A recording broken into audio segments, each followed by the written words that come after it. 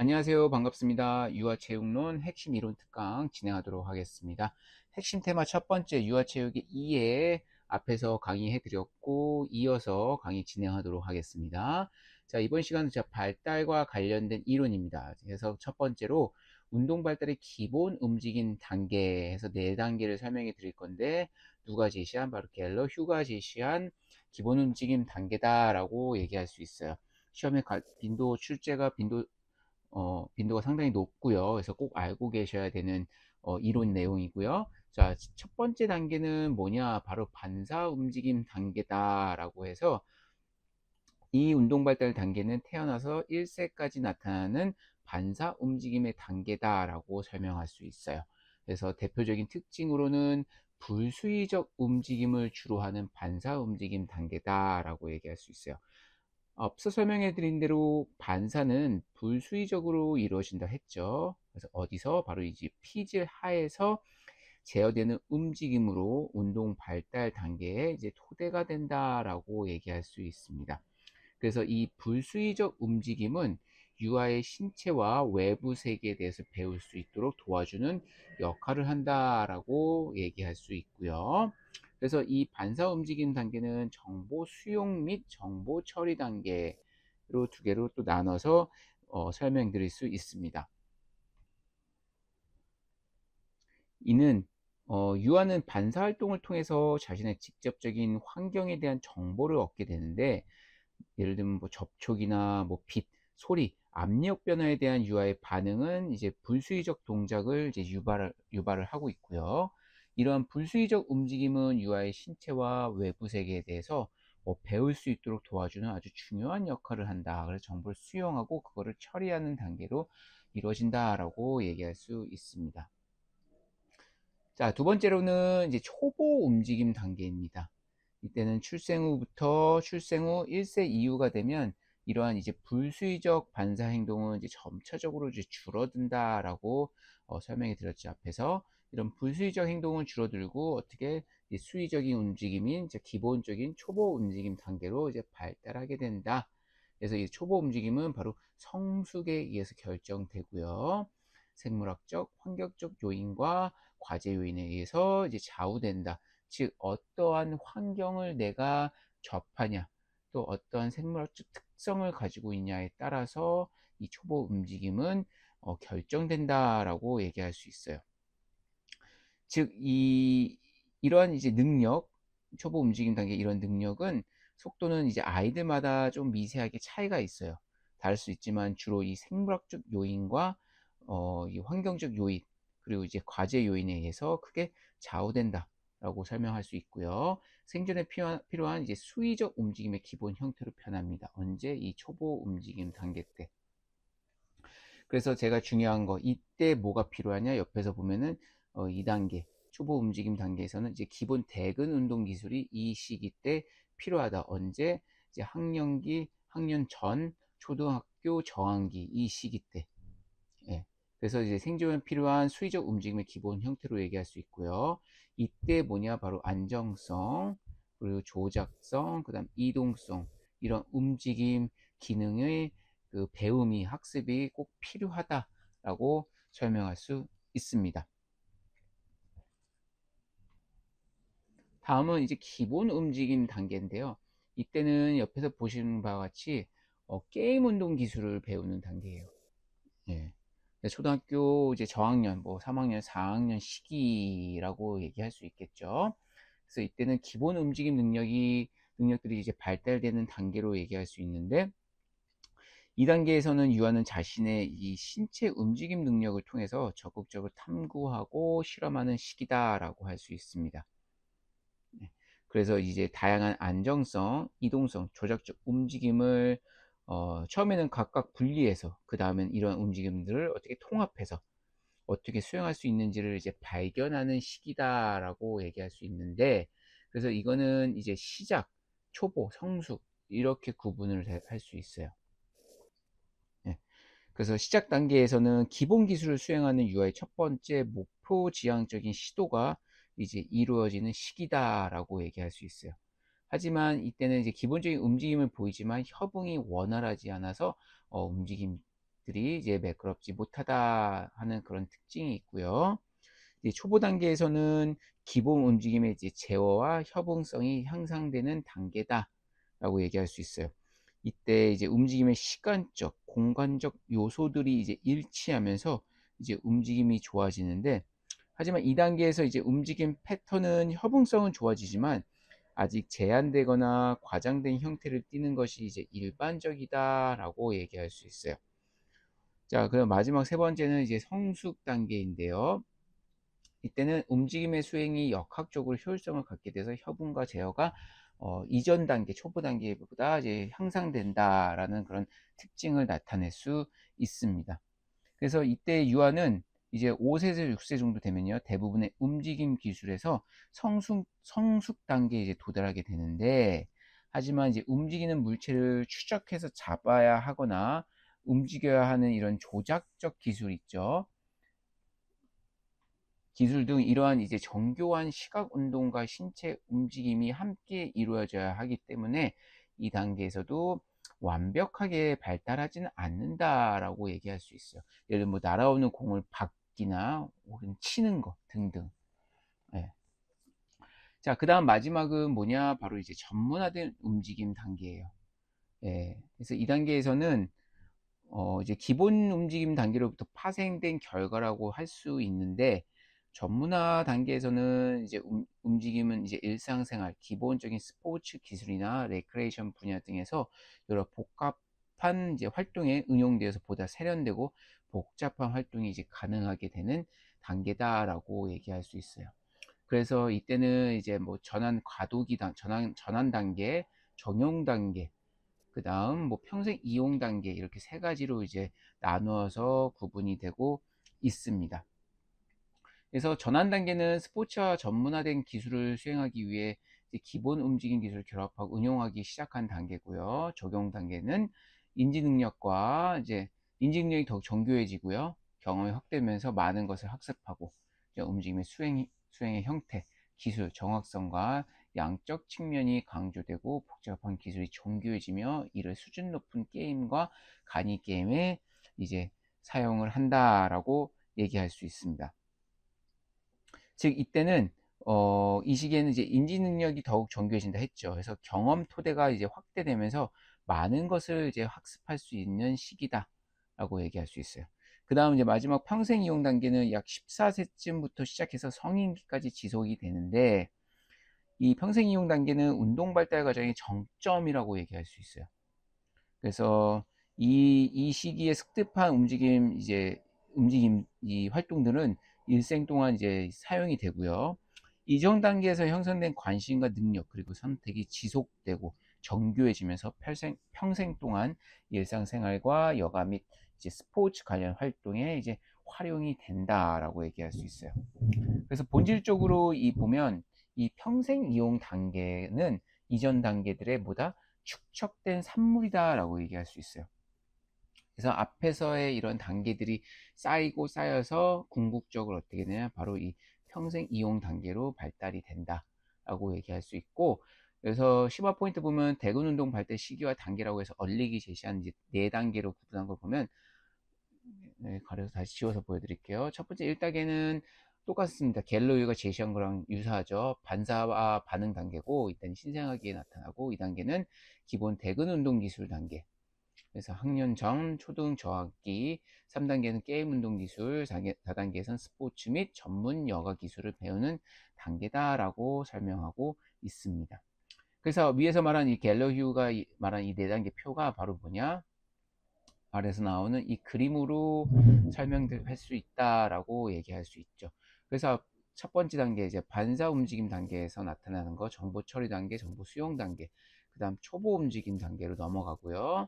그 다음 기본 움직임 단계로 넘어가고, 그 다음 전문화된 움직임 단계로 이렇게 4단계로 나눠진다. 그리고 이게 궁극적으로 어떻게 이런 식으로 이제 뻗어져서 일상생활에서 활용이 되고, 여가생활, 그 다음 경제활동, 이건 뭐냐, 경제는 바로 스포츠 활동을 얘기할 수 있겠죠.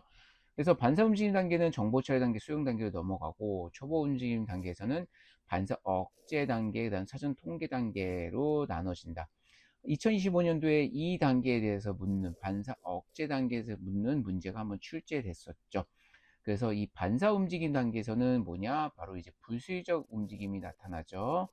불수의적, 그렇죠? 근데 이제 점차적으로 이 반사의 행동이 줄어들면서 어떻게 된다? 바로 즉 억제가 된다는 거죠.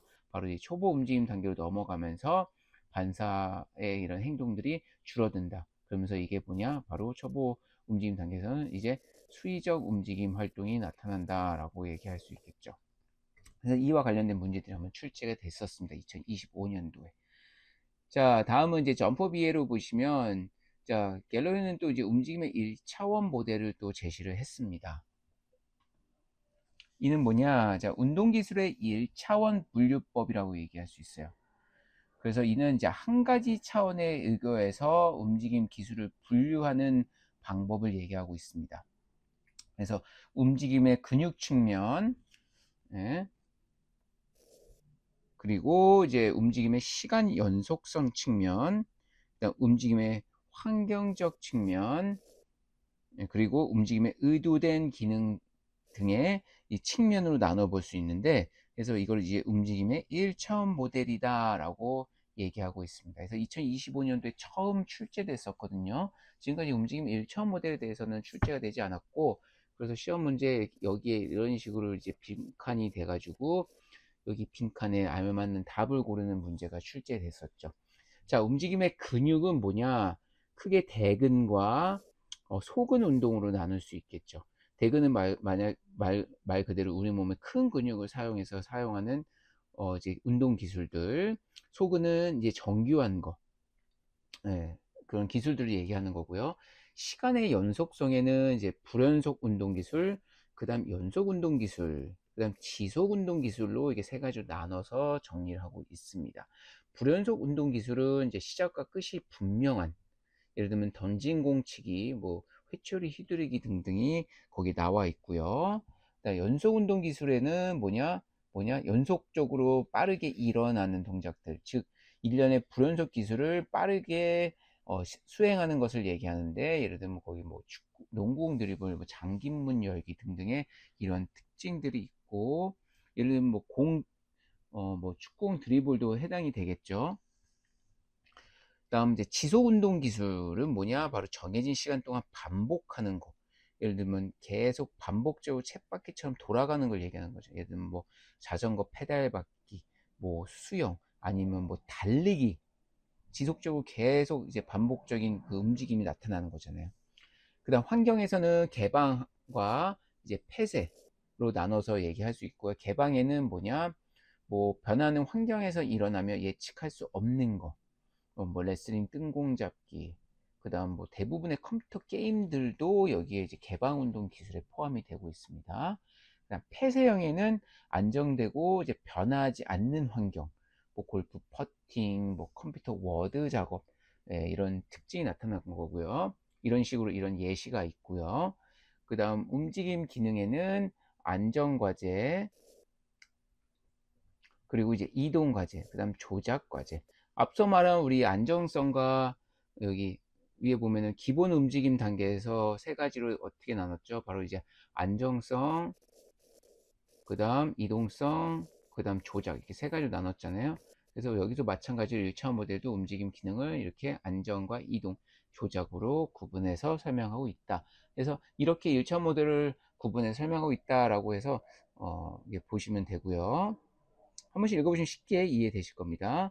그 다음 또 중요한 거, 갤러휴가 제시한 이제 2차원 모델입니다.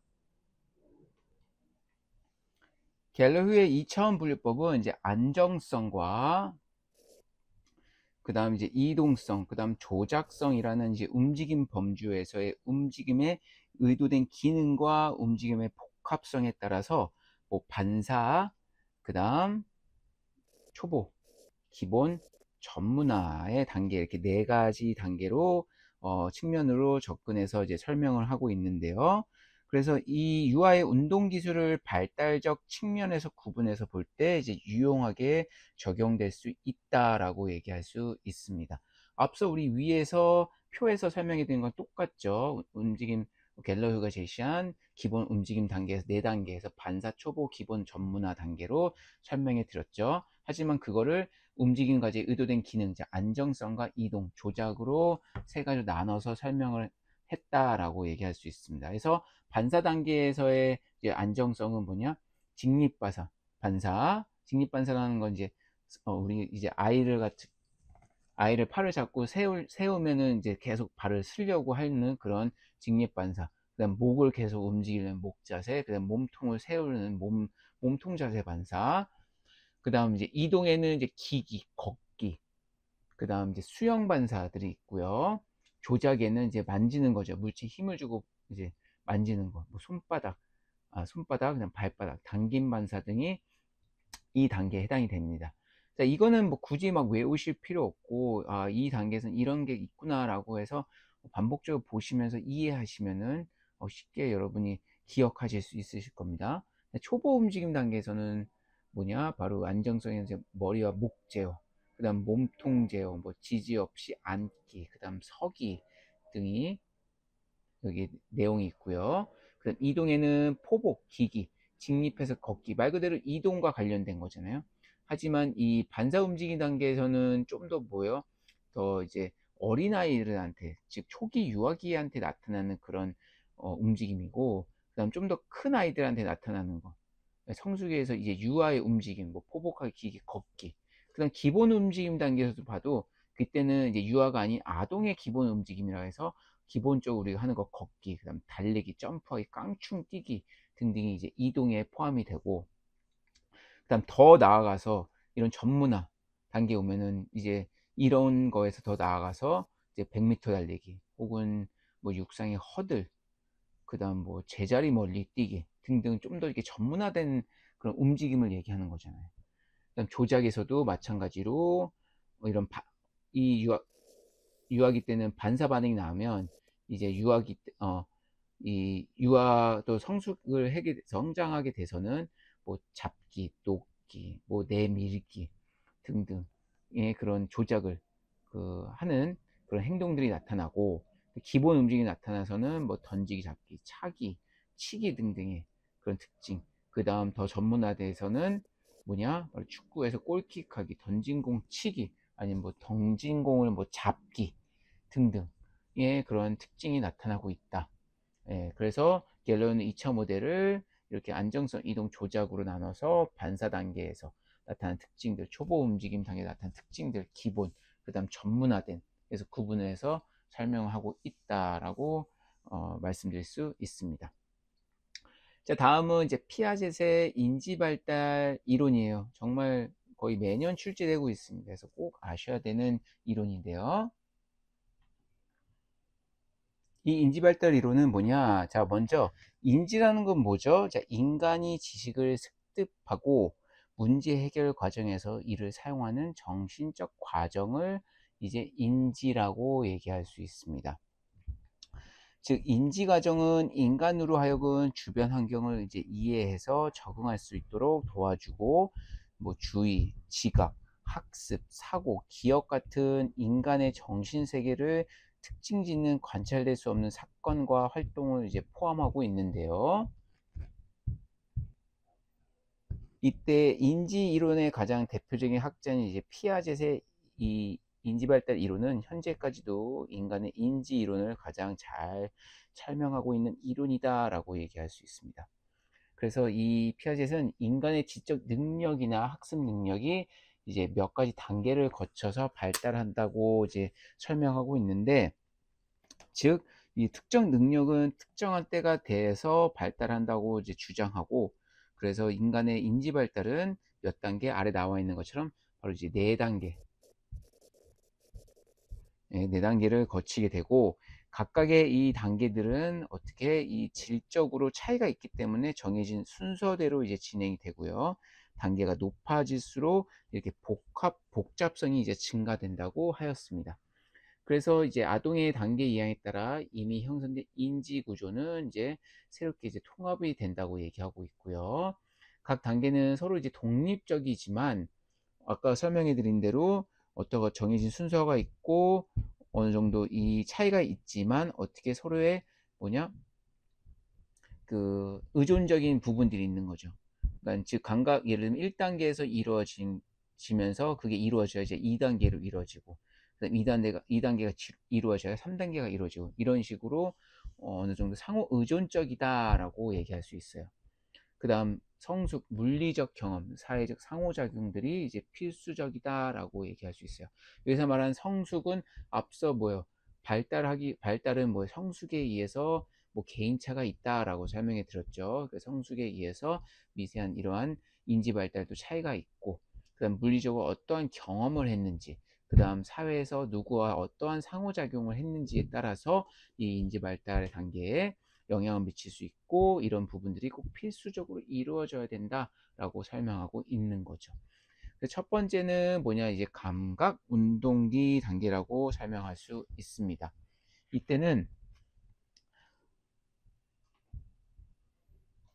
예를 들면 영아가 손가락이나 물건을 자신의 입에 넣고 빠는 등 이 감각, 즉 여기 감각에는 뭐 시각, 그다음 뭐 청각, 촉각 들이 있죠. 네. 이러한 이 감각과 운동 기술을 사용해서 외부 환경과 상호작용을 한다는 의미에서 감각 운동기다라고 이게 이름을 지었습니다. 그래서 이 시간 동안에는 대부분의 반사 행동이 없어지고 간단한 지각 능력과 이제 운동 능력이 생기는데, 자, 이때 이 어떤 대상에 대한 영속성이 생기기 때문에 엄마와 떨어지지 않으려고 하고 또 낯을 가리려고 하고 하는 그러한 또 특징이 나타나고 있습니다. 그래서 감각을 이용해서 환경을 탐색하고 이해하고요.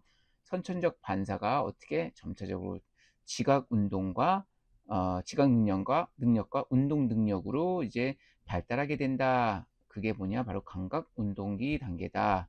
그 다음 이제 전조작기 단계인데, 이 단계는 자 어떤 논리적인 사고를 통해서 조작하는 행위를 할 수 있기 이전의 이제 시기라는 의미에서 전조작기다. 전조작기라고 이름이 지어졌습니다. 이 시기에는 자신이 내재적으로 가지고 있는 이제 표상을 언어나 그림으로 표현할 수 있고요. 모방이나 기억이 가능하며, 그 다음 이제 반사 행동이 자신의 의도에 따라 계획된 목적 행동으로 이제 바뀌게 된다라고 설명할 수 있어요. 그래서 이때 나타나는 이제 사고 방식 주요 특징으로는 이제 뭐 상징적 사고, 자기중심적 사고, 직관적 사고, 모랄론적 사고, 인공론적 사고가 있는데, 자 상징적 사고는 뭐냐? 예를 들면 소꿉놀이나 병원놀이와 같은 이제 가상적인 사물 또는 상황을 실제 사물이나 상황처럼 상징적으로 생각하는 것을 얘기하는 거고, 자기중심적 사고는 뭐 타인의 생각, 감정, 지각, 관점 등이 자신과 동일하리라라고 생각하기 때문에 타인을 배려하지 못하고, 그러니까 즉 남을 배려하지 못하고 보는 위치에 따라서 산의 모양이 뭐 달라진다는 것을 이해하지 못하는 등, 즉 자기중심적인 것을 얘기하는 거고, 무랄론적은 뭐예요? 모든 사물에는 뭐가 있다? 생명이 있다고 여기기 때문에 인형이나 장난감과 막 대화를 하면서 놀죠, 이 시기에. 그 다음 인공론적 사고는 모든 것은 사람이 만들었다고 생각하고 있는 거예요. 모든 것이 나를 위해서 만들어졌다고 생각하는 사고방식이 뭐냐? 이러한 특징들이 전조작기 단계 때 나타난 특징들이다라고 설명할 수 있습니다. 다음은 이제 세 번째 이제 구체적 조작기 단계인데, 이 구체적인 의미에서 쉽게 상상될 수 있는 어떤 사물이나 문제들에 대해서 이제 논리적이고 체계적으로 사고할 수 있고요. 순수하게 이제 추상적인 내용에 대해서는 사고할 수 없기 때문에 이제 붙여진 이름이다, 단계다라고 설명할 수 있어요. 그래서 이 시기 아이들은 이제 인지 능력이 현저하게 발달되고 자기중심적 사고에서 벗어나게 되고요. 예를 들면 뭐 비커에 있던 물을 다른 그릇에 담아도 뭐 그 양은 이제 변하지 않는다는 것을 이제 이해할 수 있다라는 그런 어떤 보정 개념을 이제 획득하게 된다라고 얘기할 수 있어요. 그래서 이때는 보정 개념 외에도 뭐 구체적 조작기에 있는 이제 아이들이 갖는 사고방식의 특징에는 뭐 유목화, 서열화가 있고요. 유목화는 뭐냐? 뭐 자동차, 비행기는 서로 모양은 다르지만 뭐냐? 궁극적으로 이게 운송수단이잖아요. 그래서 운송수단이라는 이제 공통점이 있다. 그래서 하나의 범주로 유목화하는 것처럼 공통점과 차이점, 관련성 등을 이제 파악할 수 있죠. 서열화는 사물이나 크기, 사물이나 대상을 뭐 크기나 무게, 밝기 등과 같은 특성에 따라서 순서를 구분할 수 있고요. 자, 그다음 마지막 단계는 뭐냐? 바로 형식적 조작기 단계다. 자, 이때는 이 구체적으로 존재하지 않는 뭐 어떤 이 추상적인 사상이나 개념에 대해서도 논리적이고 체계적으로 생각할 수 있는 단계다. 그래서 이제 이 단계는 실제와 다른 가설적인 상황에 대해서도 사고가 가능한 시기다라고 얘기할 수 있어요. 그래서 이때 나타난 특징은 뭐 가설 연역적 사고가 있고요. 뭐 추상적 사고, 과학적 사고, 뭐 체계적 사고 있는데, 가설 연역적 사고가 뭐냐? 자, 가능성에 대해 연역적으로 이제 사고를 하고요. 이를 체계적으로 시험해서 결론에 이르게 되는 생각의 형태를 얘기하고 있어요. 자, 추상적 사고는 이제 실제 근거하지 않고 논리적 가능성에 근거해서 사고하는 능력을 얘기하는 거죠. 과학적 사고는 어떤 주어진 문제를 해결하기 위해서 뭐 체계적이고 이제 시험을 통해서 실험을 통해서 이제 뭐 해결책을 찾는 사고 방식을 얘기하고, 체계적은 자신의 이상적인 기준에 따라 자신의 주장과 타인의 주장을 비교 분석하는 그런 사고 방식을 얘기하고 있습니다. 또 옆에 이제 보시면 심화 포인트에 피아제가 제시한 이제 도식과 적용이 있어요. 이것도 시험에 출제될 확률이 높고 출제된 적이 있기 때문에 꼭 여러분이 알고 계셔야 되고요. 자, 도식과 적용은 뭐냐? 인간의 이 지적 능력은 타고난 것이지만 이제 그것이 주어진 환경에 적응하는 것이 바로 인지의 발달이다라고 피아제는 설명을 했죠. 그래서 이것을 설명하기 위해서 피아제는 도식과 적응이라는 개념을 이제 설정을 했다라고 설명할 수 있어요. 그러니까 도식은 사물이나 사건에 대한 전체적인 윤곽 또는 지각의 틀이다라고 얘기했는데, 즉 예를 들어서 바퀴가 이제 두 개이고 사람이 타고 다니는 것이 자전거이다라고 이제 배웠다고 하면, 아이는 바퀴가 두 개이고 사람이 타고 다니는 것은 자전거다라는 도식을 갖게 되는 거죠. 즉 뭐 빨기나 잡기와 같은 몇 가지 도식은 태어날 때 이미 가지고 태어나지만, 대부분의 도식은 적응 과정을 통해서 새로운 도식을 개발하거나 기존에 있던 도식을 변형시키면서 이제 발전하게 된다라고 설명할 수 있어요. 그래서 전체적인 윤곽 또는 지각의 틀을 도식이라고 설명하고 있고요. 자, 동화는 뭐냐?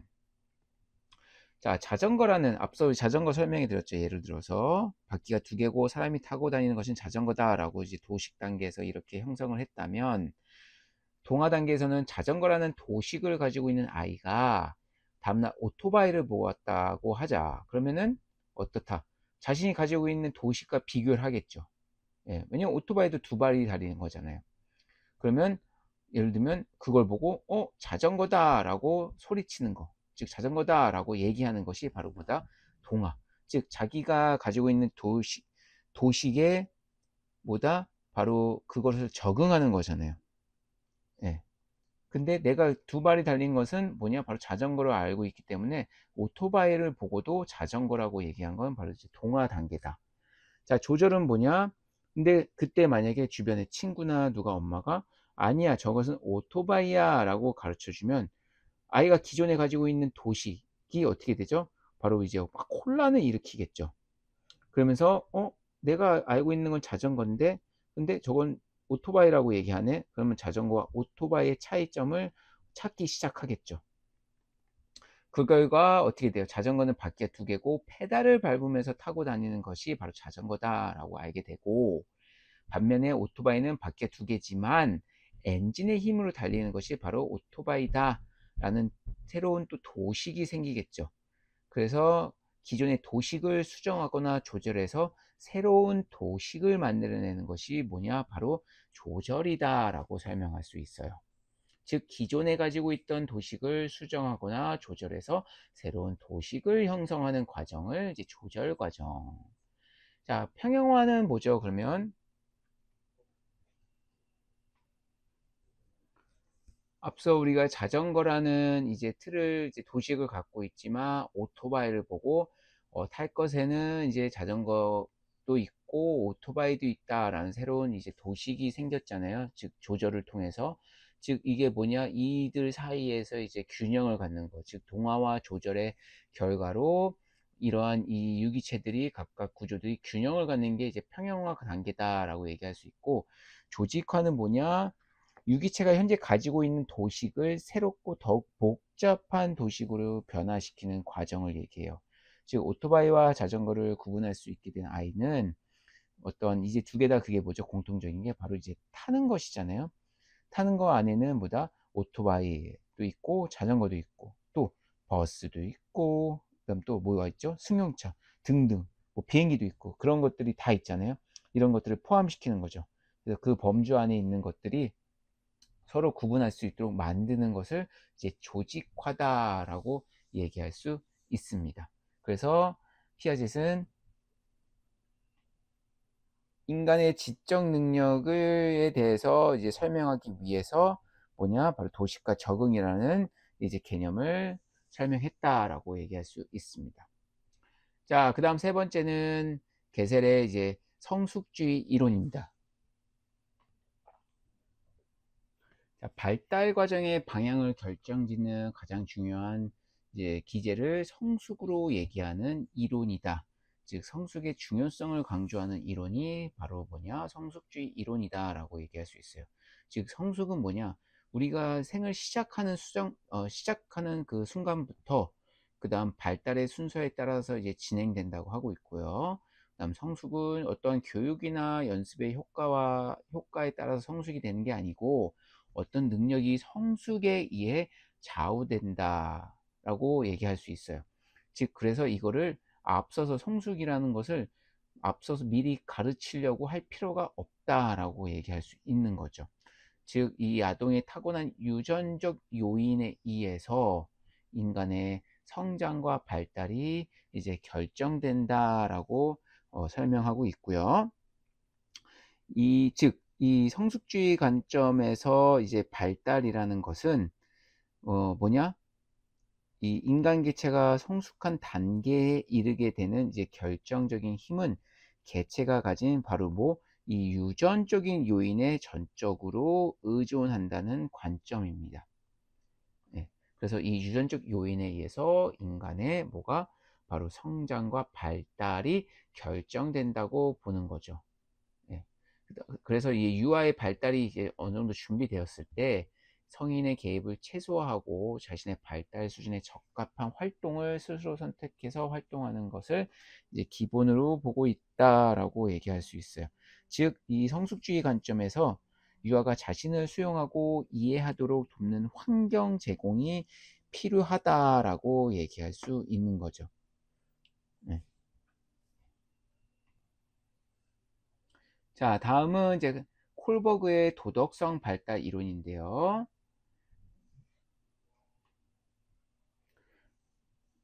나이가 들어감에 따라서 도덕이 이런 도덕성이 어떻게 변하는지 관찰한 이론으로 얘기할 수 있어요. 그래서 이 콜버그는 도덕 발달을 다음과 같이 어떻게 이 6단계로 이제 나눠서 설명하고 있는데, 첫 번째는 자 인습 이전 수준을 얘기할 수 있어요. 인습 이전 단계. 예, 즉 이때는 이제 옳고 그름에 대한 내적 기준 없이 자기중심적인 도덕적 추론을 하는 단계로 뭐 처벌과 복종 지향, 개인적 욕구 충족 지향에서 1단계와 2단계로 나눠서 설명을 하고 있고요. 그 다음 이제 중간 단계는 뭐냐? 자, 인습 단계라고 해서 타율적 도덕기 단계예요. 그래서 옳고 그름과 관련된 사회 간섭에 입각해서 도덕적 추론을 이제 시작하게 하는 단계죠. 그래서 이때는 이제 대인관계 이제 조화를 이제 지향을 하고 그다음 법과 질서를 이제 지키게 되는 그런 단계다. 그 다음은 마지막은 이제 인습 이후 단계에서 자율적 도덕기 단계로 20세 이후로 얘기할 수 있어요. 그래서 추상적인 자신만의 원리로 도덕을 추론하는 단계. 그래서 사회 계약을 지향하고 보편적 도덕 원리를 지향하는 이러한 6가지 단계의 특징을 나타나고 있다라고 해서 한번 2020년도에 출제가 된 적이 있었습니다. 그래서 한번 보시면 되고요. 자, 그 다음은 이제 팔튼의 사회적 놀이 발달 유형이에요. 자, 놀이가 어떻게 발달되는지 설명한 이론으로 얘기할 수 있는데, 첫 번째는 비참의 행동이에요. 예, 즉 목적 없이 움직임, 그냥 어떠한 놀이도 참여하지 않고 혼자 그냥 움직이는 거.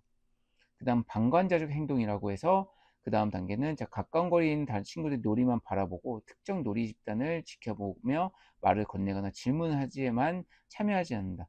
즉 멀리서 친구들이 놀고 있는 것을 그냥 쳐다만 보는 거예요. 그래서 주변에 가서 그냥 어떤 얘기는 건네지만 뭐예요? 실질적으로 같이 이런 함께 놀이는 하지 않아요. 예.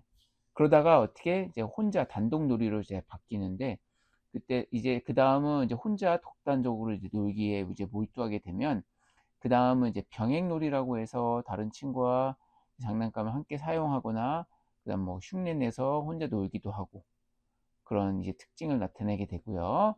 그다음 연합놀이, 자연스럽게 혹은 우발적으로 함께 이제 놀기 시작하고, 협동은 뭐예요? 이제 둘이 같이 서로 놀기 시작하는 거죠. 그래서 어떠한 그 사전 계획이나 상호 협의가 있다는 점이 어떤 특징이 있고요. 놀이를 주도하는 이제 리더가 이때 협동을 할 때는 이제 리더가 존재하기 시작한다. 리더가 있다라고 하면 거기에는 어떻게 역할 분담이 발생하겠죠. 또 상호작용이 또 발생되고요.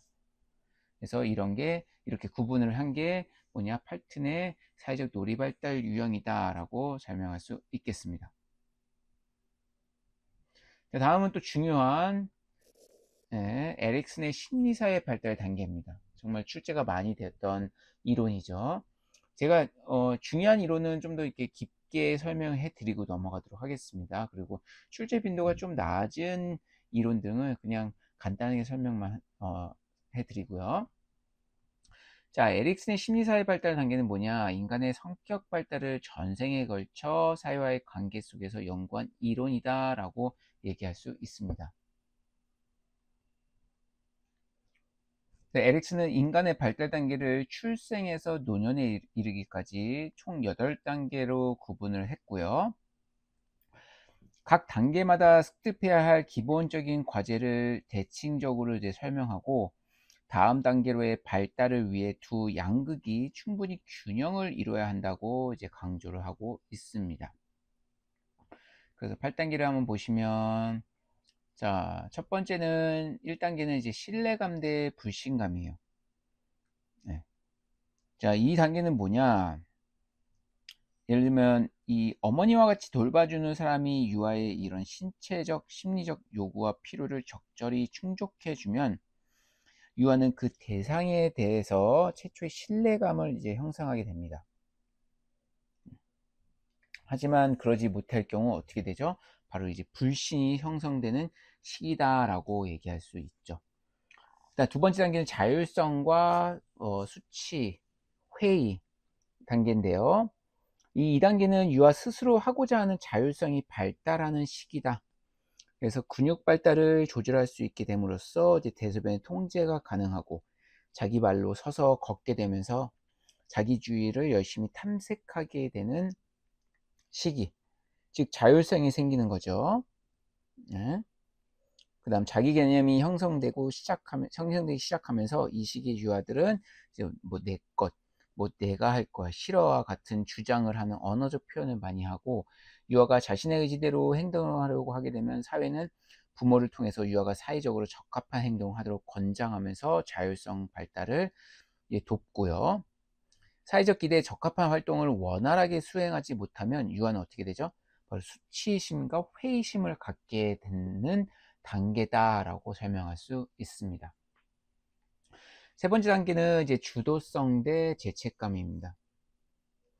이 단계는 어떤 목표나 계획을 세워 성공하고자 노력하는 시기로, 자신이 이제 세운 목표나 계획을 실천하고자 하는 욕구와 또래의 판단 사이에서 갈등을 겪게 되는 시기다라고 얘기할 수 있어요.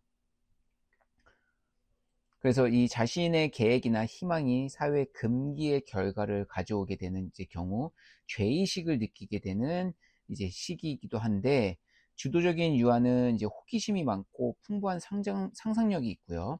스스로 계획과 목표를 설정해서 새로운 행동을 시도하고 창조하면서 목적을 이제 달성하고자 하는데, 이게 바로 이게 자기 주도적으로 이루어진다. 그래서 주도성이 발달되고, 반면 실패한다면 거기에 대해서 어떻게 수치심을 갖게 되고 혹은 죄의식을 갖게 되는 그런 단계로 설명할 수 있습니다. 자, 네 번째는 이제 근면성 대 이제 열등감식인데요. 네. 이 단계는 이제 자아 성장의 결정적인 시기로 얘기할 수 있어요. 네. 그래서 기초적인 인지 기술과 사회적 기술을 습득하게 되면서 가족의 범주를 벗어나서 더 넓은 사회에서 통용되는 유용한 기술을 배우고자 하며 이를 숙달하고자 하는 시기로 자발적으로 소속 사회에 대한 문화를 습득하게 되고,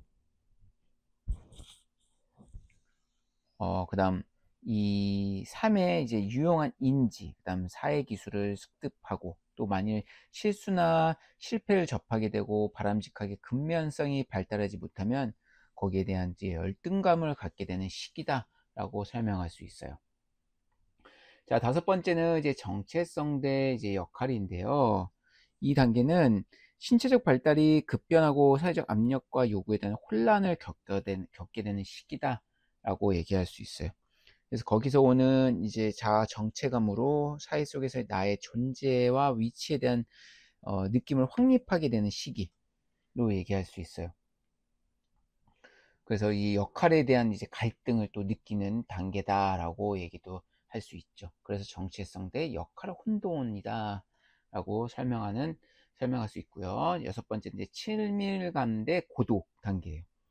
이제 성인 초기로 이제 배우자를 선택하고 직업을 갖게 되며 감정, 가치관 등을 교류하는 성숙한 인간관계를 맺음으로써 이때 봐도 뭐 친밀감을 형성하는 중요한 발달 과업이 되는 시기다라고 설명할 수 있어요. 하지만 이 친밀감을 형성하지 못하면 어때요? 바로 그거에 반대, 바로 외로움을 느끼게 되는 거죠. 예, 그러면서 고립을 하게 되고 자신에게만 몰두하게 되는 시기. 그 다음 일곱 번째, 생산성 대 자기 침체. 이때는 이제 가정적으로 자식을 낳아 기르고 사회적으로는 다음 세대를 양성하는 데 관심과 노력을 기울이게 되는 시기로, 자녀를 낳아 기르거나 직업적인 성취나 학문적, 예술적 업적을 통해서 생산성을 형성하는 시기다라고 얘기할 수 있어요. 반면에 이제 타인이나 사회에 대한 관심보다 자기 자신을 위한 이기적인 목적에만 몰두하게 되는 이 시기다. 그런 단계의 특징을 나타낸다라고 볼 수 있고, 자, 마지막은 자아 주체성 대 절망의 단계입니다. 예, 이때는 이제 노인기에 해당하는 생의 마지막 시기로 체력이 쇠퇴되고, 또 직업에서의 은퇴, 또 예, 친구나 배우자의 죽음으로 인해서 인생에 대한 무력감을 느끼게 되는 시기죠. 예, 그래서 자신의 삶에 회의를 갖게 되며 절망감을 느끼고 죽음에 대한 이 두려움으로 불만족감을 느끼게 되는 시기다. 그래서 이 에릭슨은 심리사의 발달 단계를 1단계에서부터 당까지 8단계로 이제 구분을 하였다. 그래서 시험에는 이제 각각 이 단계에 대한 특징을 나타내서 문제가 빈번히 출제되기 때문에 이 인간의 이 발달 단계, 심리적인 발달 단계, 이 8가지 단계는 여러분이 꼭 숙지하시고 넘어가셔야 됩니다. 자, 다음은 이제 프로이드의 정신분석 이론인데요. 프로이드는 어,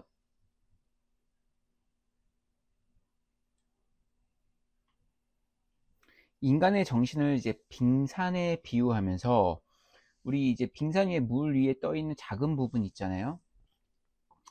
예, 이렇게 있으면 이게 물이다. 그럼 여기 빙산이 있으면 사실 실질적으로 이 안에는 엄청 더 큰 이제 빙산이 있잖아요. 그쵸? 예. 근데 우리가 이 물속은 볼 수 없고 물 겉에 있는 이 작은 부분 면만 보잖아요. 그쵸? 그래서 물 위에 떠 있는 작은 부분이 의식이라면, 그러니까 이게 의식이다. 그럼 이 물속에 잠겨 있는 큰 부분을, 이거를 뭐냐? 바로 이제 무의식이다. 예, 라고 설명했어요. 즉, 무의식을 인간의 행동과 사고를 통제하는 보이지 않는 힘이라고 설명을 하고 있습니다. 예, 그래서 이 인간의 인성 구조를 원초와, 그 다음 자아, 초자아 세 가지 구조로 이제 나눠서 설명을 했는데요. 이 원초화는 무엇이냐? 바로 이제 뭐 먹고, 자고, 싸고, 배설하는 거, 그쵸? 과 같은 이런 육체적 쾌락을 추구하는 본능적 욕구를 얘기하고 있어요. 원초화는. 그래서 인간은 기본적인 욕구 충족에 대한 쾌락의 욕망은 곧 수행하지만 고통스러운 것은 회피하려고 한다는 본성을 가지고 있다라고 하는 게 바로 뭐냐? 원초하다. 네. 즉 이렇게 고통을 피하고 쾌락을 추구하는 원초하는 비현실적이고 비합리적인 욕구를 충족하려고 하는 인간의 어디서 바로 이 무의식에서 발생한다라고 설명하고 있어요. 두 번째 자아라는 것은 이제 현실에 적응하는 기능의 주체로 원초화에서 발전되는 것으로 설명하면서 외부와 접촉하는 과정에서 발생하는 갈등 상황을 타협하고자 하는 욕구를 뭐냐? 바로 자아다. 그래서 이 자아는 쾌락의 원리보다 현실의 원리에 지배를 받기 때문에 현실 파악을 위한 인지 과정이 발달하게 되고, 자아는 현실의 실제적인 원리에 따라서 현실적, 그다음 논리적으로 욕구 충족을 위한 계획과 실행을 하며 현실에서의 가능성을 어, 검증하게 된다고 이제 설명을 하고 있습니다. 이 자아가. 그 다음 초자는 뭐냐? 현실보다는 이상을 대표하고 쾌락보다는 완전함을 추구하는 것이 이 프로이드가 이 초자라고 설명을 하고 있습니다. 그래서 이 사회의 가치나 도덕이 이제 의식적, 무의식적으로 내면화됨으로써 이 사회의 규범을 준수하고 옳고 그름에 대한 기준을 반영하게 된다고 이제 보았고요. 그래서 초자아는 양심과 이제 자아 이상이라는 두 부분으로 이제 이루어진다고 하고, 양심이라는 초자아의 이제 죄의식을 느끼게 하면서 벌을 주는 부분적인 부분이고, 자아의 이상은 보상적이고 긍정적인 부분을 이제 승화하게 된다고 설명하고 있습니다. 그래서 이제 인간의 행동은 이제 이 세 가지 체계 간의 상호작용에 의해서 이제 지배된다라고, 그래서 이렇게 주장을 하고 있는 거죠. 그래서 이 프로이드는 이거를 기반으로 해서 이제 구강기, 항문기, 남근기, 잠복기, 생식기로 나누어서 인간 발달 단계를 설명을 또 했었는데요. 자, 구강기는 뭐냐? 뭐 빨고 깨무는 행위를 통해서 쾌감을 느끼는 단계로 얘기하고 있어요. 그래서 이 대상에 대해서, 즉 자신에게 만족과 쾌감을 주는 대상에게 애착을 가지게 되는 단계. 자, 항문기는 배설물을 보유하거나 배출하는 데서 얻는 쾌감의 단계를 설명하고 있죠. 즉 대소변을 가리기 훈련으로 이제 본능적 충동을 외부로부터 통제받는 경험을 하게 되고, 충동적 통제와 외부적 통제와의 절충을 통해 내 자아를 이제 발견하게 된다라고 설명하고 있고, 남근기는 뭐냐? 이때 가장 큰 특성은 이제 동성의 부모에 대해서 질투를 느끼면서 이성의 부모에 대해서는 성적인 애정과 접근을 시도하는 시기다라고 얘기할 수 있어요. 잠복기는 뭐냐? 바로 뭐냐? 성적 욕구가 철저히 억압됨으로 이제 이전 단계의 욕구들을 잊게 되는 시기로 설명할 수 있는데, 이 시기에는 위험한 충동이나 환상이 잠재되는 조용한 시기로 이를 이제 잠복기라고 얘기하고 있습니다. 즉, 이 성적 충동이나 환상이 무의식 속에서 잠재되어서 평온함을 유지하는 단계. 자, 마지막 생식기는 이제 잠복된 이제 성적 에너지 있죠. 평온함을 유지한다 이제 이전 단계에서. 근데 그게 다시 분출되는 단계예요. 그래서 무의식에서 의식의 세계로 이제 표현이 되고요. 이러한 충동을 현실적으로 수행할 수 있는 능력을 갖게 되는 시기가 바로 뭐냐? 생식기 시기다라고 설명할 수 있습니다. 자, 다음은 이제 반두라의 사회학습 이론인데요. 이것도 사회학습 이론도 출제가 상당히 많이 되고 있는 부분 이론이다라고 얘기할 수 있죠. 사회학습 이론은 뭐냐? 자, 학습이라는 거는 단순히 타인의 행동을 관찰함으로써 이루어질 수 있다고 얘기하고 있는 이론이다. 그래서 사회적 상황 속에서 모방을 통해서 많은 것을 학습하게 되고요. 관찰 학습과 모방 학습으로 이제 구분을 해서 설명을 하고 있습니다. 자, 관찰 학습은 뭐냐? 자, 모델의 행동을 관찰해서 이를 모방함으로써 직접적인 강화 없이도 새로운 행동을 학습하게 되는 것. 즉, 우리의 어떤 타인을 보면서 타인을 관찰하면서 그 타인의 행동을 어떻게 따라하게 되는 것을 얘기하는 거죠. 모방 학습은 단순히 타인의 행동을 모방하는 것이 아니라 이와 주변의 인물, 뭐 유아 주변 인문이라고 하면 뭐 부모도 해당이 되고요. 뭐 친구들도 해당이 되겠죠. 또래. 특히 뭐 부모의, 특히 이 시기 때는 부모의 가장 시간을 많이 보내기 때문에 부모의 영향이 크죠. 모방은 부모의 이제 사용하는 언어 형태나 성역할, 친사회적 및 반사회적 행동을 모방하게 되는 것을 이제 모방 학습이다라고 얘기할 수 있습니다. 그래서 관찰 학습을 이렇게 또 네 단계로 구분을 했는데, 첫 번째 주의 과정이에요. 그래서 관찰자가 어떤 대상에 집중하기 위한 선택적 지각 과정을 이제 주의 과정의 단계다라고 얘기할 수 있고요. 그다음 파지 과정은 뭐냐? 관찰한 행동을 이제 내가 뭐예요? 관찰자를 관찰했잖아요. 그럼 그거에 대해서 그 행동을 기억하는 과정을 얘기하는 거예요. 파지. 근데 만약에 이 파지 과정이 없다면 어떤 행동을 관찰한 다음 시간이 경과하게 되면 그 행동을 이제 모방할 수 없다. 즉 파지 과정이 없이는 뭐냐? 이 관찰이 이루어질 수 없다. 즉 모방을 할 수 없다라는 그 얘기죠. 그래서 즉 이 파지 과정이 꼭 이루어져야 된다. 관찰한 행동을 기억을 해야 된다. 그다음 운동재생 과정 3단계에서는 이제 관찰을 했잖아요. 그 기억을 했잖아요. 그러면 그거를 이제 모방 행동을 정확히 재생하기 위해서는 적절한 운동 기술이 갖춰져야 된다고 합니다. 이제 거기서는 뭐 어떤 신체적인 뭐 성장과 성숙이 이제 필요하고, 또 어떠한 또 연습도 이제 필요하고요. 동기 유발 과정의 마지막 단계에서는 관찰자가 모델을 관찰해서 새로운 지식을 얻을 수 있고 그 행동을 수행하거나 하지 않을 수도 있는데, 행동하기 위해서는 보상이나 강화 같은 동기 유발이 필요하다. 즉 보상이라는 건 뭐야? 어떤 긍정적인 뭐 상을 얘기할 수 있는 거죠. 예. 자, 다음은 이제 행동주의 이론인데요.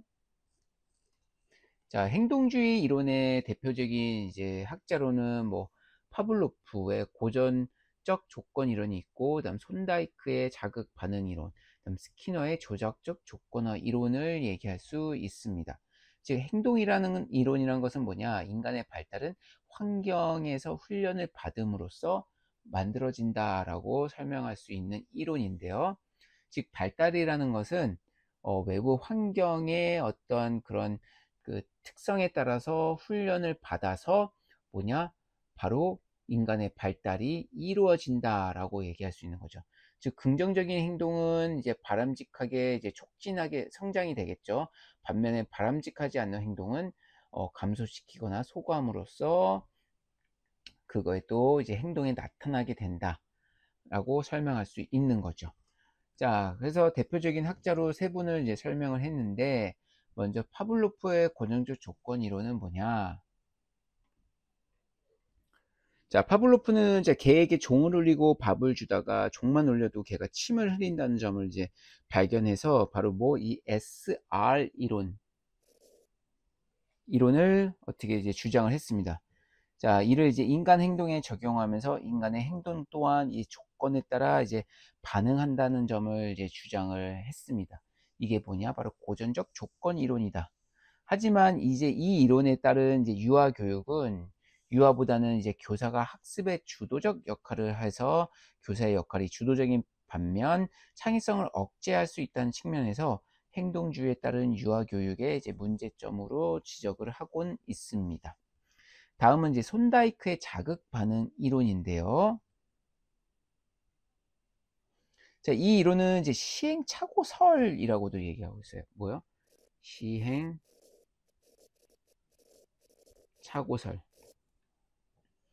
그래서 이 손다이크는 이, 이 학습이 시행과 착오의 과정을 통해 특정한 자극과 특정한 반응이 결합된 것으로 보고, 자극, 반응 이론은 이제 추리적인 사고가 아닌 되풀이되는 행동에서 성공하게 되는 우연한 시행착오적 반응을 통해 자극과 반응 결합이 이루어진다고 주장한 이론입니다. 예. 즉 학습이라는 것은 우리가 경험을 했을 때 성공적인 경험도 있고 실패한 경험도 있잖아요. 즉 시행과 착오가 있죠. 그러한 과정을 통해서, 즉 그래서 이 이론은 시행착오설이라 얘기하는 이유가 거기에 있습니다.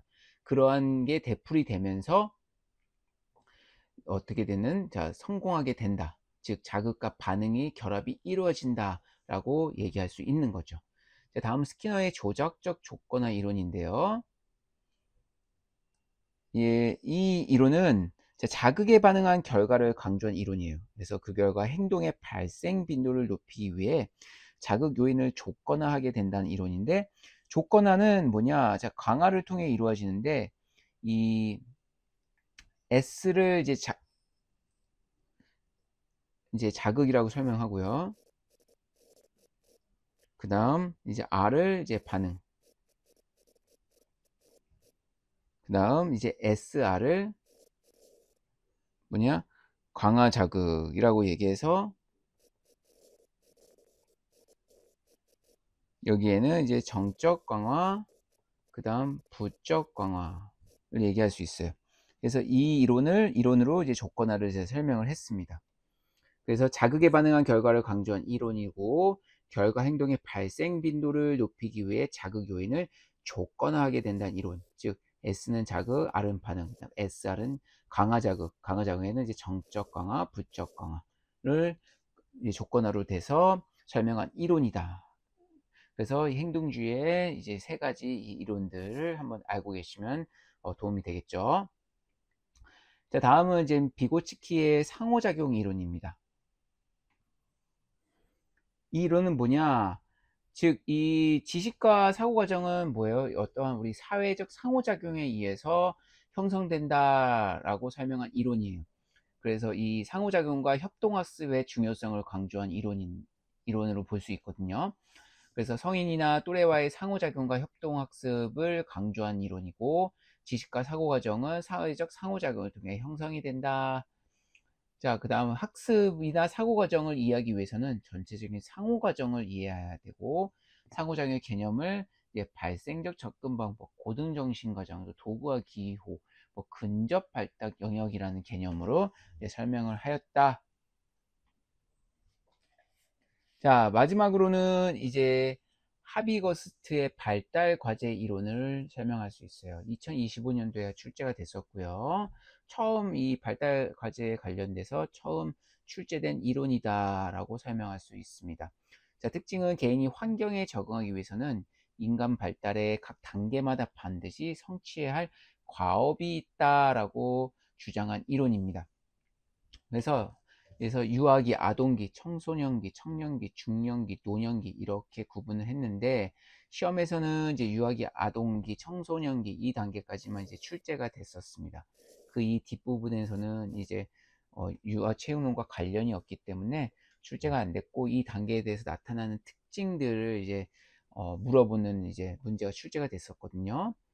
자, 유아기 때는 뭐냐? 자, 걸음마를 배우고 고양 음식물 먹기, 말 배우기, 그다음 배설물 통제, 성차 인식, 그다음 성적 성숙 학습, 그다음 생리적 안정, 사회적 물리적 환경에 대한 간단한 개념 형성, 타인과의 정서적 관계 형성과 학습, 그다음 이제 선악의 구별과 양심의 발달이라는 성취 과업이 있어요. 이 단계에서는.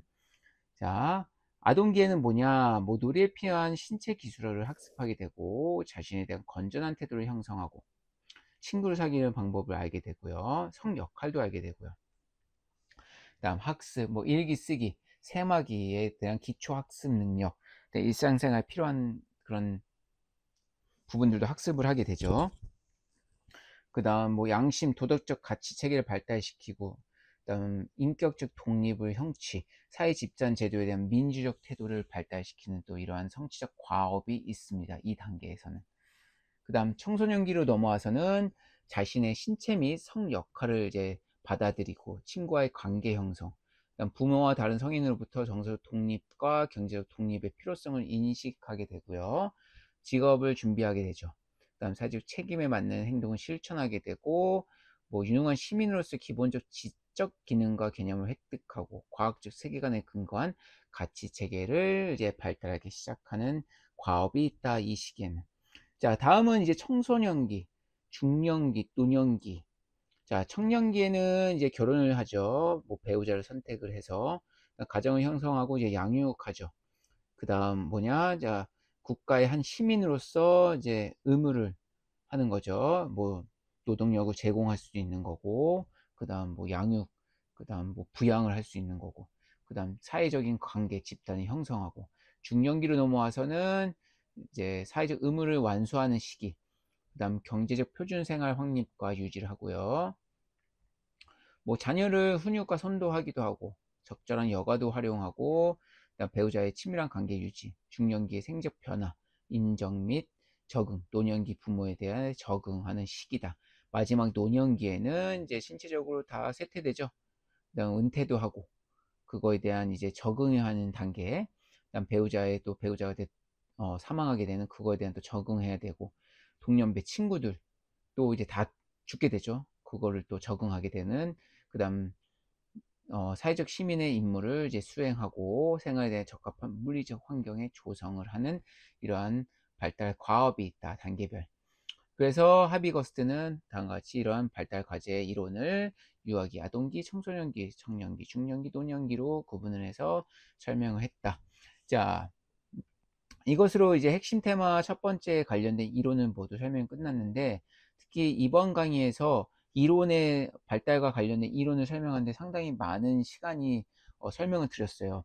그래서 근데 하나하나 좀 심도 있는 설명을 좀 드리지 못한 조금 아쉬운 부분이 있지만, 다시 한번 중요한 이론을 제가 한 번씩 뽑아 드리면 이 부분에 대해서는 꼭 출제가 되기 때문에 여러분이 필히 알고 계셔야 된다라는 이론인데요. 자, 먼저 보시면 다시 돌아가서, 자, 발달 관련 이론, 자, 운동 갤러휴가 제시한 운동 발달의 기본 움직임 단계, 이 내용은 여러분이 필히 아셔야 되고요. 네 단계 꼭 아셔야 됩니다.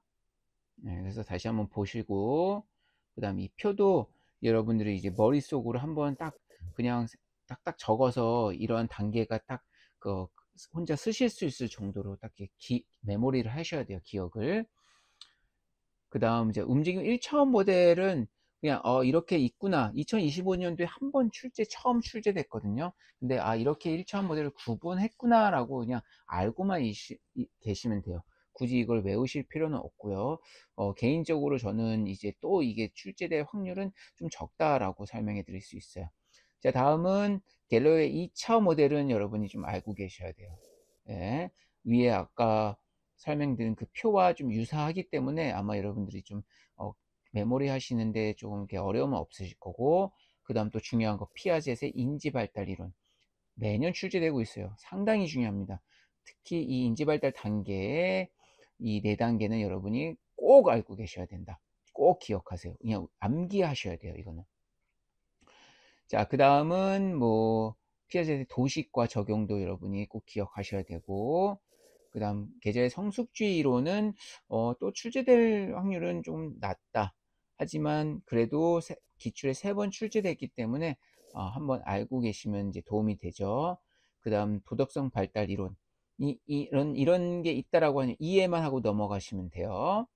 자, 그 다음 팔슨의 사회적 놀이 발달 유형도 마찬가지고요. 그 다음 에릭슨의 심리사회 발달 단계, 이거 너무 중요하죠. 매년 출제될 수 있어요. 또 출제될 수 있습니다. 이 발달 단계. 그래서 꼭 알고 계셔야 돼요. 단계마다 나타나는 그런 특성들, 시험에 뭐 문제 내기가 참 쉽습니다. 네. 그 다음 프로이드의 정신분석 이론, 이것도 저는 개인적으로 중요하다. 예, 성격 발달 단계, 그 다음 원초와 자아, 초자에 대해서 묻는 문제가 출제될 수 있죠. 2019년도에 한번 출제됐는데 그 후에 출제되지 않았지만 그래도 어, 출제될 확률이 또 있다라고 저는 볼 수 있습니다. 그 다음 또 반두라의 사회학습 이론 상당히 중요하죠. 예, 꼭 알고 계셔야 되고요.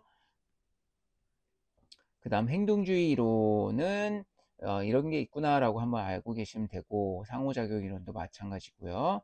그 다음 하비거스트의 발달과제 이론도 2025년도에 새롭게 출제됐지만 또 출제될지는 확률은 조금 애매하다. 그래도 한번 출제됐기 때문에 제가 강조하지 않은 부분도 여러분 그래도 알고 계셔야 됩니다. 예, 그래도 기존까지 한 번씩은 출제됐기 때문에 또 출제될 확률은 있다. 있다, 가능성은 있다라고 설명을 할 수 있습니다. 자, 그래서 지금까지 핵심 테마 첫 번째 유아체육의 이해 파트 좀 긴 두 개의 영상으로 나누어서 설명을 해 드렸습니다. 자, 지금까지 강의 들으시느라 고생 많으셨고요. 그다음 다음 강의에서 핵심 테마 두 번째 새로운 토픽을 가지고 또 강의 진행하도록 하겠습니다. 고생하셨습니다.